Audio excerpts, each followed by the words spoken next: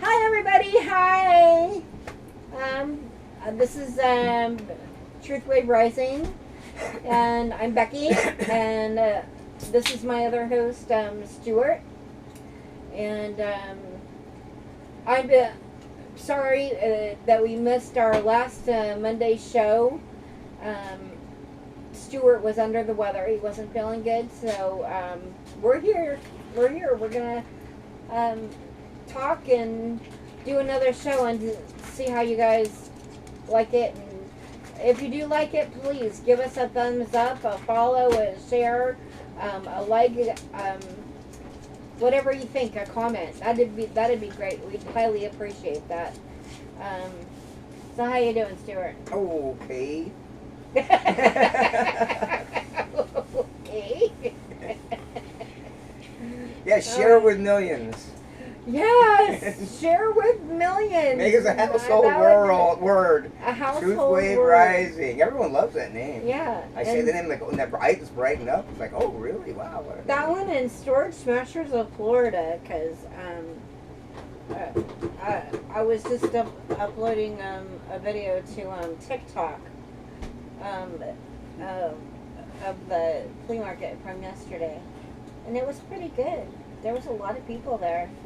I mean, you know, well, I kind of want to talk about a kind of serious thing, but I always get in a goofy mood when I get over here at this. I'm trying to talk serious without getting too serious, without being too goofy. I want to talk about something that happened to me as I was growing up, and because it really, I can put it all together, what happened to me and why I did certain things and thought certain ways and certain things that happened throughout what I've seen throughout life and what's happening now and how it correlates with what I was involved with.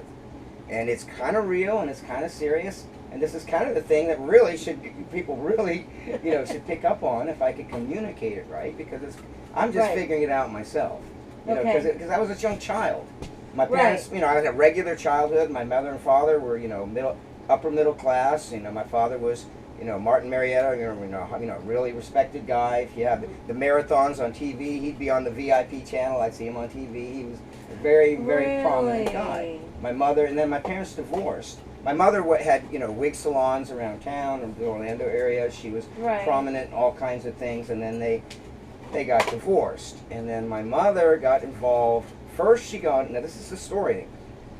First she got involved in, at that time, was the illegal abortion racket, because abortions were illegal, and so it had to be done.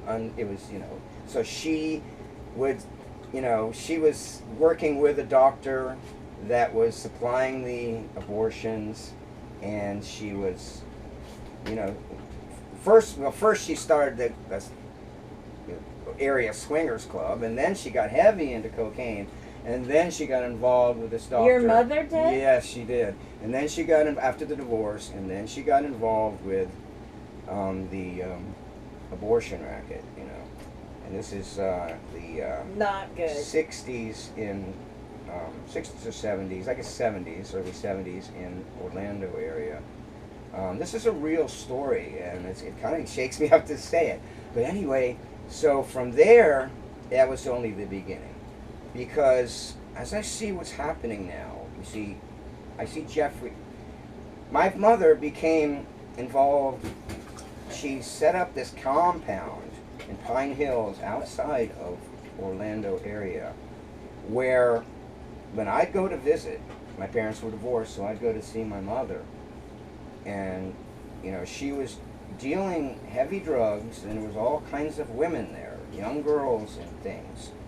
And there was real important people coming through. Wow. I'm talking senators, generals, congressmen, doctors, lawyers, evangelists, television evangelists, well-known personalities. So your mother was actually setting up these she was I'm not gonna say prostitute, but I'm gonna say very much so. Very much so prostitute even. Oh yes. I was gonna say human trafficking, like Pretty there much. were women She was and supplying, children and supplying women to very rich people, prominent people around the country. She was traveling around the world. People were traveling there. I met a 5-star general once. I was considered royalty. They would treat me real well. Oh, I'm the son of the big wig lady who was setting this thing up. She was brilliant. She had charisma beyond charisma. She could convince anyone to do anything. And she got into Wow. witchcraft. oh no. And she had me supply her with books. And somehow I manifested an incredible amount of witchcraft books and things like sorcery books and stuff, which she used as her, basis. And she became very, very prominent in it. And she was in with the. So then, it became. So your mother was a Satanist? Yes, she called herself. Wow. Satan's wife or something like that. Anyways, they set up a giant syndicate. They were going to Peru every 3 months and bringing back large amounts of cocaine. And it was being distributed, and the money was being laundered in a real estate operation near Disney World. A large real estate, because she was a realtor and things like that. Is your mother still alive? No, she died a long time ago. Oh, But she anyway, did. I met Okay. people there, and I remember now when the reason I'm saying this, when the Jeffrey Epstein thing started, and Epstein Island. I Yeah. think Yeah, I think I met think, him. I think our viewers know what we're talking about. I saw hundreds of people come through her house, important people, rich people, all in the cocaine, witchcraft type of sex, drugs syndicate that now are ruling the world. I don't know if I met Epstein, but he sure looks familiar. And if I didn't meet him, I met people just like him, and that Right. other woman that's in jail now that was associated with him, and even Gates. I'm pretty sure I saw him there. I mean, all these people. This was the early '70s. This is now ruling the world. I am trying to expose this because I hated what I saw, and I hated my mother, and I got away from her and prayed to God that He'd destroy her, and she died a year later.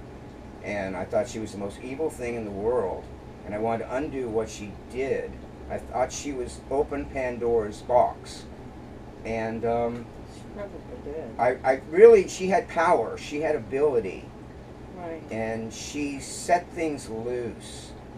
And now when I see what's happening now, people don't understand that Gates and Epstein and all these people around the world, Soros, all these people running the show, this whole leftist game, the whole thing that's been going, is all linked with cocaine and the syndicate my mother was a part of. And it all really got off the ground around that time when my mother manifested it, or helped to manifest it. That's the story I have to tell. Right. I don't think there's more to say at this time. I just have a question. Okay. I'll calm down. I- that's how yeah. I didn't think I'd ever tell that story, but now I think it's important for people to understand it. It is important for, definitely important for people to understand what's going on in our world today, and why. Yes, I mean, why? and I why. think I was witness. And- I knew I was witness to something really evil that was linked with the most powerful forces in the world. I mean, these people confided things to me and confided things to my mother, which she told me, and I knew deep secrets way back when. I mean, deep secrets, and I've never trusted the media, and I knew that secretly things were not as we were told, and it was all Right. sex and drugs and Right. power control and Right. manipulations, and people told me things that I didn't believe, like the way that we were being lied to about geography and science and all this stuff. I didn't understand their Yeah. whole attitude. The Now whole makes thing was sense. a lie. These insiders The whole knew. thing is a lie. They knew, lots of them knew. You get to a certain point and you find out some of these truths and you just lay in. And that's why I'm telling this story, and I want this to get out there somehow. Right. This is important now. That brought a question in my mind, which is, do you think your mother was made that way? Like she was born that way? She was the most that way, or she was considered the most brilliant person anyone had ever known. Her IQ was off the scale. Her ability her psychic abilities and her charismatic abilities to manipulate anybody. To manipulate people, right. She was beyond anything imaginable. She was one of the most powerful people in the Orlando area. She was, but she was her name? Helen Appleton. She was, she was just a normal housewife. You know, she was a mother to 4 kids, and she cooked and cleaned and did all the normal stuff. And then, you know, she got into cocaine, and and got into heavy, weird sex, and my father divorced her, you know, and then she went off the deep end, and she got involved in the group that are now ruling the world. Absolutely. Okay. And didn't do I very guess good. we can leave it at that. Yeah. But he wanted to put it out there so, you know, that people can realize that it's happening everywhere, in every city, in every town.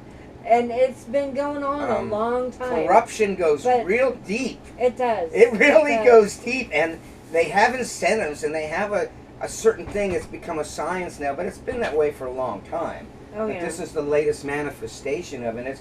It's pretty crude, and it's pretty corrupt, and it's not a nice deal. No. And this is a world we have to change. Not a nice deal. Now, because of what they're doing, we're trying to pull the stops and really control us now. People are waking up enough. This is a chance for me to tell the story, for all of us to tell the truth and come to grips with what we didn't understand. What we really didn't understand. No, and I don't. We've been manipulated. Oh, very manipulated. Oh, beyond. That's understatement. Yeah. A lot of people right now are like in their own niche, in their own way, and in their own thing, and they really don't understand what's, you know, they're doing their jobs 24/7 or whatever. They believe and they don't the have media. Time. They believe the media. The That's another one. They don't understand. It's all a fake, and it always has been. It's a matrix we live in. It is a matrix. They ingrain it in our minds very, very young. Very, very young. It's really the 2 + 2 = 5. But I think we as human beings on the planet, we have a responsibility to not to share let this evil take over. Not exactly. This is evil. That's all it is. You just said it right there. It's pure evil. We Don't cannot let the it evil happen. take over. We cannot. And it's this our is our responsibility world. to care for the planet and to care for the animals and be everything. The good creatures that we be good humanity that we're meant to be. Exactly. I have another story too, and I'm gonna. My story is that my father. I was estranged from my father for the last 12 years because he married a woman, and she was not a very nice person, and happens a lot. That does happen a lot. It's very common, unfortunately, especially with older men. They're very vulnerable. She sat at the table with us, because my husband and I is right there, over there. Go say hi. There's the director. Hello. Director of operations. Director of operations. We took care of my father from 2007 until 2010. So we took care of him for 3 years. Oh, you took care of him before? Yeah. Yes. Oh, so you all know each other. Oh, yes. Oh, yeah. And then you got estranged when you yes. met the woman. When he met Lucy, and I hope I hope you brought him some happiness. She sat at. I know, not unlikely. She is sat at the kitchen table across from us. It's not what they're there for. Said if I, brought her happiness. I'm sorry. Go ahead. She said, if I marry your father, I get everything, and when he dies, you'll get $1. And right now I can show you his will, and that is what it says. Yeah. So, but anyway, she passed away about 4 months ago. She had a bad heart, and she passed away during surgery. Friend. And a friend of hers named Frank. I don't know. His name is Frank or James. A professional scam There's- artist. Maybe. Sounds like Probably- to me. Probably so. That's my impression of what you said. Was taking care of him, and he said, I love your dad. I'm doing all this out of the kindness of my heart. And Probably loved his bank account. um, Look at that. I love his bank account. Oh, boy. That's the truth. And- I know. Probably so. So, it's been 12 years since we saw him, talked to. We just went down to see him. Okay. So basically, he got away from Frank. He was found in the forest by the police. But an ambulance was called, and he was taken to the hospital. So, whatever happened, Frank screwed up. And my father went to the hospital, and I was called. And they said, are you his daughter? And I said, yes, I am. I'm his only biological child. And they made me his health advocate. He has Alzheimer's and dementia. He's in the probably end stage, or he's moderate to severe. And we are going to do bringing him into our home and take care of him, because I feel it's my responsibility. I'm his living daughter. I'm his child, and he is my That's father. what human beings do. And I do Families not put each other first. And I do not Families. I do Not governments. Families. I do not want him to be in a nursing home or a facility. That is not what I'm going to for. And in fact, they called me and they said, "Oh, can we give him the vaccine?"